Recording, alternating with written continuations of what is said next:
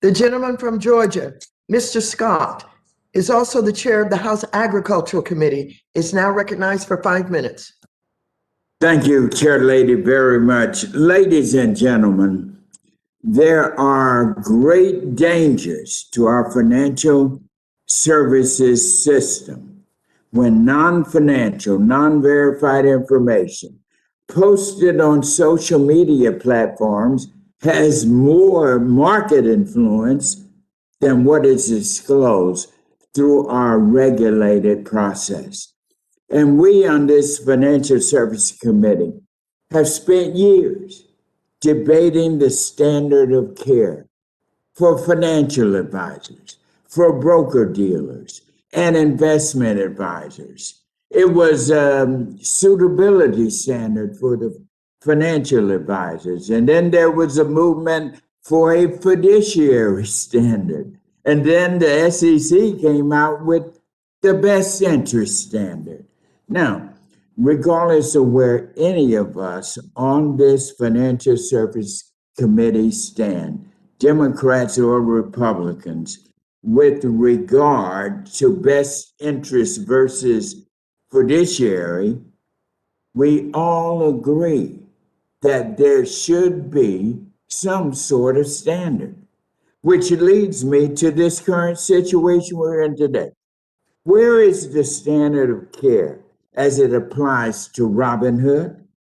This isn't the first time that Robinhood, a broker-dealer whose stated mission is to democratize our financial system, has failed to provide critical protection to its investors who have suffered greatly as a result. For example, what standard of care is present when an inexperienced trader can take out $30,000 in his home equity loans to make a very speculative trade?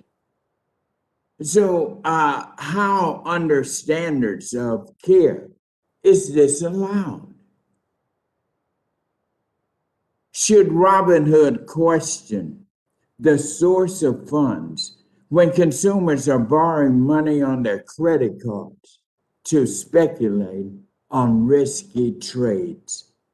Should those who post on Reddit or other social media sites be required to close when they stand to benefit from encouraging others to buy stock and drive up the price? Should the social media sites themselves be held to some kind of standard when investment advice is posted on their platforms? Now, obviously, Dr. Borgen, these are rhetorical questions, and I don't expect everybody in the panel to have time to answer, but here's my point.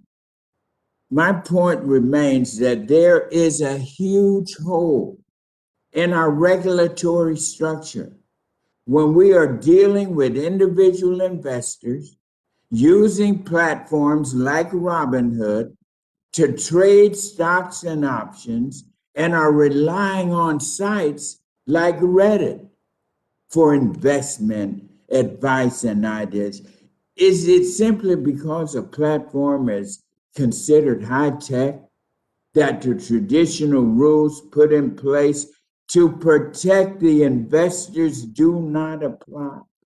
I think absolutely not.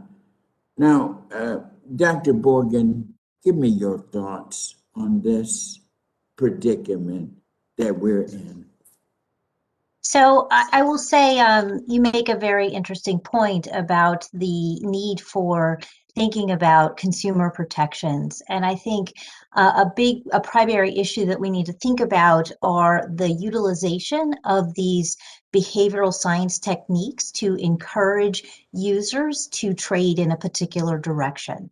And these are new. This is kind of cutting edge behavioral economics and behavioral finance. And we're just now understanding the power of these.